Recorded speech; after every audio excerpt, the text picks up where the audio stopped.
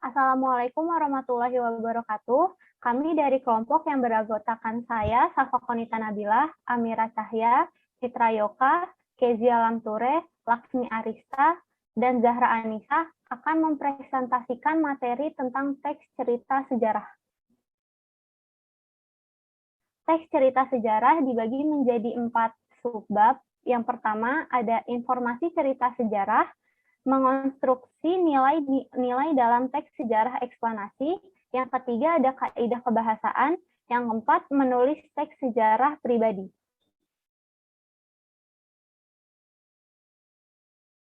Selanjutnya akan informasi cerita sejarah akan dilanjutkan oleh Amira Cahya. Yang pertama itu pengertian teks cerita sejarah. Teks cerita sejarah adalah cerita yang di dalamnya menjelaskan dan menceritakan tentang fakta kejadian masa lalu yang menjadi asal muasal atau latar belakang terjadinya sesuatu yang memiliki nilai kesejarahan. Cerita sejarah termasuk dalam teks naratif jika disajikan dengan menggunakan urutan peristiwa dan urutan waktu. Namun tergolong dalam teks deskriptif jika disajikan secara simbolisasi verbal. Kemudian struktur teks sejarah yang pertama yaitu pengenalan situasi cerita atau orientasi. Orientasi ini merupakan perkenalan latar belakang baik waktu, tempat, dan awal mula kejadian atau peristiwa. Tokoh dan hubungan antar tokoh juga diperkenalkan dengan cara yang sesuai dengan kebutuhan. Yang kedua, pengungkapan peristiwa. Bagian ini mengungkapkan peristiwa atau kejadian awal yang berpotensi menimbulkan konflik, terutama pada tokoh utama atau protagonis. Bagian ketiga yaitu konflik atau rising action. Pada bagian ini terjadi peningkatan masalah, pertikaian, atau peristiwa lainnya yang menyebabkan kesukaran tokoh ikut meningkat pula. Dan dilanjutkan oleh puncak konflik atau komplikasi. Komplikasi ini adalah bagian yang paling mendebarkan, menghebohkan, dan memuncak dari masalah, pertikaian atau peristiwa lainnya yang dihadapi oleh para tokoh. Kemudian selanjutnya ada penyelesaian atau resolusi. Jika tidak diikuti oleh koda, yaitu bagian selanjutnya, bagian ini adalah akhir dari cerita atau ending, yang berisi pengungkapan bagaimana para tokoh menyelesaikan berbagai permasalahan yang menimpa. Bisa melalui penjelasan maupun penilaian terhadap nasib dan sikap yang dialami para tokoh. Kemudian yang terakhir yaitu koda. Koda ini berisi komentar yang membahas kembali isi semua peristiwa dan perilaku tokoh yang terlibat. Pada bagian ini tidak disarankan untuk memberikan interpretasi amanat. Lebih baik membiarkan pembaca menyimpulkan sendiri. Bagian ini juga bersifat opsional. Koda digunakan untuk membuat semacam teaser untuk buku lanjutan. Selanjutnya, ciri-ciri teks cerita sejarah. Teks cerita sejarah disajikan secara kronologis atau berurutan, berdasarkan peristiwa di masa lampau, dan berbentuk rekonteks atau cerita ulang. Cerita ulang sendiri dibedakan menjadi 3. Yang pertama, rekon pribadi, memuat keterlibatan penulis dalam peristiwa secara langsung. Yang kedua, rekon faktual, yaitu berisi kejadian faktual, eksperimen ilmiah, jurnal warta, catatan polisi, dan sebagainya. Dan yang ketiga, rekon imajinatif, yaitu berisi kisah faktual namun dihayalkan kembali supaya cerita lebih rinci dan menarik. Ciri-ciri selanjutnya itu sering menggunakan konjungsi temporal. Kemudian ciri yang keempat yaitu isinya berupa fakta berdasarkan data-data yang dikumpulkan. Dan ciri terakhir, struktur teksnya yaitu orientasi, urutan peristiwa, dan reorientasi. Selanjutnya akan dilanjutkan oleh Citra Yoka.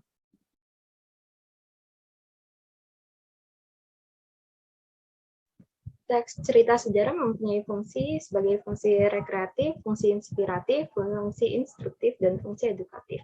Fungsi rekreatif yaitu memberikan rasa gembira dan senang kepada pembaca. Fungsi inspiratif memberikan inspirasi, imajinasi, dan kreativitas untuk keberlangsungan hidup berbangsa dan bernegara untuk lebih baik lagi. Fungsi instruktif sebagai alat bantu dalam pembelajaran. Fungsi edukatif dapat dijadikan petunjuk dan pelajaran kehidupan bagi manusia dalam berperilaku. Nilai-nilai. Cerita sejarah banyak mengandung nilai-nilai yang disajikan secara eksplisit atau langsung dan implisit secara tidak langsung. Sebagian besar nilai yang dihasilkan masih sesuai dengan kehidupan masa ini atau dapat menjadi pembelajaran di masa ini. Yang pertama ada nilai budaya. Nilai yang diambil dari budaya yang berkembang secara turun-menurun di masyarakat atau berhubungan dengan budaya Melayu. Ciri khas nilai-nilai budaya dibandingkan nilai lainnya adalah masyarakat takut meninggalkan atau menentang nilai tersebut karena takut sesuatu yang buruk akan menimpanya. Yang kedua ada nilai moral. Nilai yang berhubungan dengan masalah moral. Pada dasarnya, nilai moral berkaitan dengan nasihat-nasihat yang berkaitan dengan budi pekerti, perilaku, atau tata susila yang dapat diperoleh pembaca dari cerita yang dibaca atau dinikmati. Yang ketiga ada nilai agama atau nilai religi. Nilai yang berhubungan dengan masalah keagamaan. Nilai religi biasanya ditandai dengan penggunaan kata dan konsep Tuhan, makhluk gaib, dosa pahala, serta surga neraka. Yang keempat ada nilai pendidikan atau nilai edukasi. Nilai yang berhubungan dengan proses pengubahan sikap dan tata laku seseorang atau kelompok orang dalam usaha mendewasakan manusia melalui upaya pengajaran dan latihan. Yang kelima ada nilai estetika, yaitu nilai yang berhubungan dengan keindahan dan seni. Yang keenam ada nilai sosial, nilai yang berhubungan dengan kehidupan di dalam masyarakat, biasanya berupa nasihat-nasihat yang berkaitan dengan kemasyarakatan. Selanjutnya akan dibacakan oleh Kezia Lamture. Yang kedua, mengonstruksi nilai-nilai dalam teks sejarah eksplanasi. A. Mengidentifikasi nilai-nilai dalam teks sejarah. Yang pertama ada nilai budaya, yaitu nilai yang dapat memberikan atau mengandung hubungan yang mendalam dengan suatu masyarakat, peradaban, atau kebudayaan. Yang kedua, nilai moral atau etik, yaitu nilai yang dapat memberikan atau memancarkan petuah atau ajaran yang berkaitan dengan etika atau moral. Ketiga adalah nilai agama, yaitu nilai-nilai dalam cerita yang berkaitan atau bersumber pada nilai-nilai agama. Berikutnya adalah nilai sosial, yaitu nilai yang berkaitan dengan tata pergaulan antara individu dalam masyarakat. Selanjutnya adalah nilai estetis, yakni nilai yang berkaitan dengan keindahan, baik keindahan struktur pembangunan cerita, fakta cerita, maupun teknik penyajian cerita. B. Teks eksplanasi. Teks eksplanasi sendiri merupakan teks yang menjelaskan sebab akibat suatu fenomena, baik itu peristiwa alam, ilmu pengetahuan, sosial, budaya, dan lainnya. Struktur dari teks eksplanasi yang pertama ada pernyataan umum yang berisi latar belakang dan tinjauan umum topik yang dapat berupa definisi, klasifikasi, sejarah, dan asal-usul. Struktur yang kedua adalah deretan penjelasan yang berisi penjelasan proses mengapa suatu fenomena bisa terjadi atau tercipta. Berikutnya ada struktur interpretasi yang berisi penafsiran penulis mengenai topik dengan perspektif tertentu yang lebih luas dan menyeluruh. Terakhir adalah simpulan yang berisi tanggapan penulis dalam menyikapi fenomena berupa pernyataan yang bersifat umum. C. Mengonstruksi nilai-nilai teks cerita sejarah dalam teks eksplanasi. Mengonstruksi adalah kegiatan menata kembali nilai-nilai yang ada pada teks cerita sejarah menjadi teks eksplanasi. Berikut adalah langkah-langkah mengonstruksi teks cerita sejarah menjadi teks eksplanasi dengan baik. Yang pertama, menentukan cerita sejarah. Tentukan cerita sejarah yang akan diidentifikasi nilai-nilainya. Kemudian, mengidentifikasi nilai-nilai cerita sejarah. Analisis nilai-nilai yang terkandung dalam karya tersebut. Kemudian, membuat kerangka tulisan. Tahap ini dimaksudkan untuk membuat acuan mengonstruksi. Tahap selanjutnya adalah mengonstruksi. Kegiatan mengonstruksi nilai-nilai dalam teks cerita sejarah menjadi teks eksplanasi. Tahap berikutnya adalah menyunting atau mengoreksi ulang. Melihat kembali kesalahan yang ada, serta dapat melihat hal-hal yang perlu ditambah atau dikurangi dari tulisan tersebut. Tahap berikutnya adalah menulis kembali. Pada kegiatan ini dilakukan revisi terhadap tulisan setelah dilakukan penyuntingan. Dengan demikian, hasil tulisan akan menjadi lebih bagus. Tahap terakhir adalah evaluasi.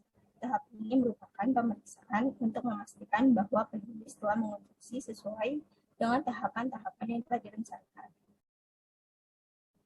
Berikutnya akan dilanjutkan oleh Laksmi Arista. Yang kelima ada kaidah kebahasaan. Kaidah Kebahasaan adalah penanda kehasan bahasa yang digunakan dalam karya sastra pada umumnya adalah menggunakan bahasa konotatif dan emotif, yang berbeda dengan bahasa ilmiah yang denotatif dan rasional. Meskipun demikian, penggunaan bahasa konotatif dan emotif diwujudkan pengarang dengan rekayasa bahasa dengan menggunakan beragam gaya bahasa, pencitraan, dan beragam pengucapan. A. Menggunakan kata bermakna lampau. Ditandai dengan kata-kata yang menyatakan bahwa kalimat tersebut sudah selesai. Hal tersebut ditandai dengan penggunaan kata telah, sudah, terbukti, dan lain-lain. Contohnya adalah kata telah pada kalimat prajurit-prajurit yang telah diperintahkan membersihkan gedung bekas asrama telah menyelesaikan tugasnya. Dan kata terbukti dalam kalimat dalam banyak hal Gajah Mada bahkan sering mengemukakan pendapat-pendapat yang tidak terduga dan membuat siapapun yang mendengar akan terperangah. Apalagi bila Gajah Mada berada di tempat berseberangan yang melawan arus atau pendapat umum dan ternyata Gajah Mada terbukti berada di pihak yang benar. Yang kedua ada menggunakan kata yang menyatakan urutan waktu. Kalimat yang terdapat dalam cerita sejarah menggunakan konjungsi kronologis atau temporal. Misalnya, sejak saat itu, setelah itu, mula-mula, kemudian. Contohnya adalah kata setelah pada kalimat, setelah juara gulat itu pergi, sang adipati bangkit dan berjalan tenang-tenang masuk ke kadipaten. Dan kata mulailah dan sampai pada kalimat, mulailah aku ingat secara kronologis pekerjaanku sejak 1912 sampai masuk ke tahun 1915. Yang ketiga ada menggunakan kalimat tak langsung. Sebagai upaya untuk menceritakan tuturan seorang tokoh oleh pengarang, ditandai dengan penggunaan kata mengatakan bahwa, menceritakan tentang, menurut, mengungkapkan, menanyakan, menyatakan, atau menuturkan. Contohnya adalah kata menyatakan pada kalimat mengapa Sultan tak menyatakan sikap penentang usaha Portugis dan kata menurut pada kalimat menurut Sang Patih, Galeng telah periksa seluruh kamar Syah Bandar dan ia telah melihat banyak botol klan benda-benda yang ia tak tahu nama dan gunanya. Selanjutnya, yang keempat ada menggunakan verba mental, jenis kata kerja yang mengekspresikan respons atau sikap seseorang terhadap suatu tindakan, keberadaan, atau pengalaman, atau juga disebut sebagai verba tingkah laku yang menyatakan sesuatu yang dipikirkan atau dirasakan oleh tokoh. Contohnya adalah kata mengecewakan pada kalimat jawaban itu mengecewakan para musafir, dan kata berpikir pada kalimat melihat itu tak seorang pun yang menolak karena semua berpikir Patih Daha Gajah Mada memang mampu dan layak berada di tempat yang sekarang ia pegang. Selanjutnya akan dilanjutkan oleh Saka Konca.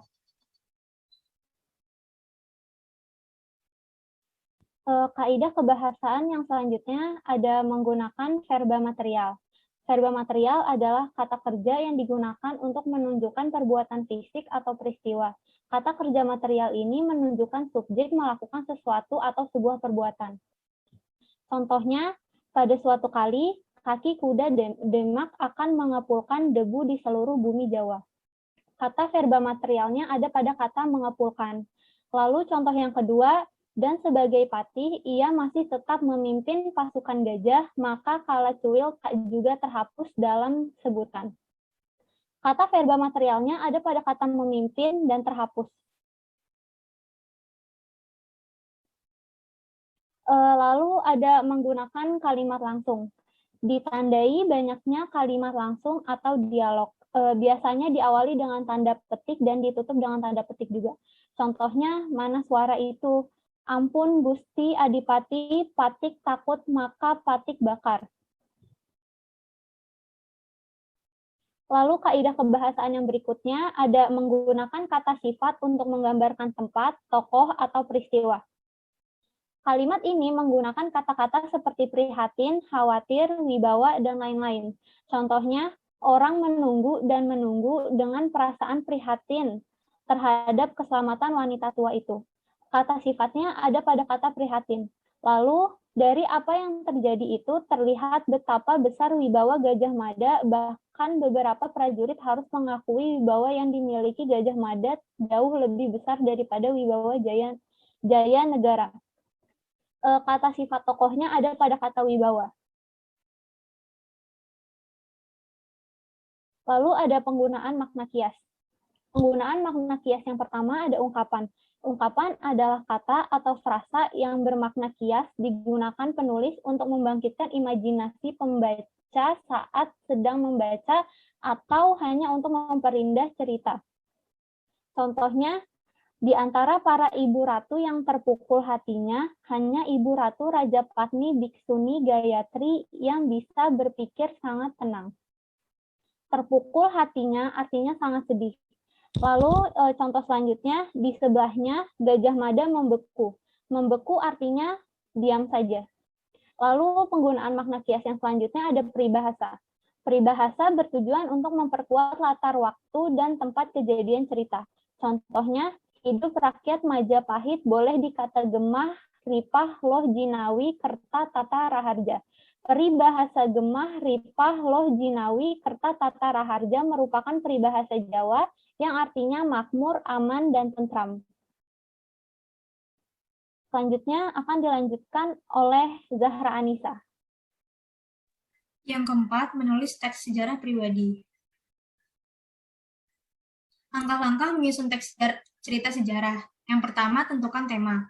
Tentukan sejarah apa yang akan digunakan sebagai latar dan penyokong utama dari teks cerita sejarah pribadi. Yang kedua, buat kerangka sejarah. Disusun secara A. Kronologis, B. Sebab akibat, C. Tindakan tokoh, D. Urutan tempat, dan E. Rentetan peristiwa. Yang ketiga, mencari sumber lainnya untuk mengumpulkan fakta-fakta sejarah. Yang keempat, bila perlu, kalian dapat mengembangkan kerangka menjadi teks sejarah dahulu, kemudian tuang teks tersebut dalam cerita sejarah yang diinginkan sesuai imajinasi. Yang kelima, cermati kembali struktur, isi, maupun kaidah kebahasaannya. Dan yang terakhir, apabila ditemukan kekeliruan, maka lakukan perbaikan atau revisi. Hal yang harus dipersiapkan adalah menentukan peristiwa sejarah apa yang akan dikembangkan menjadi cerita sejarah.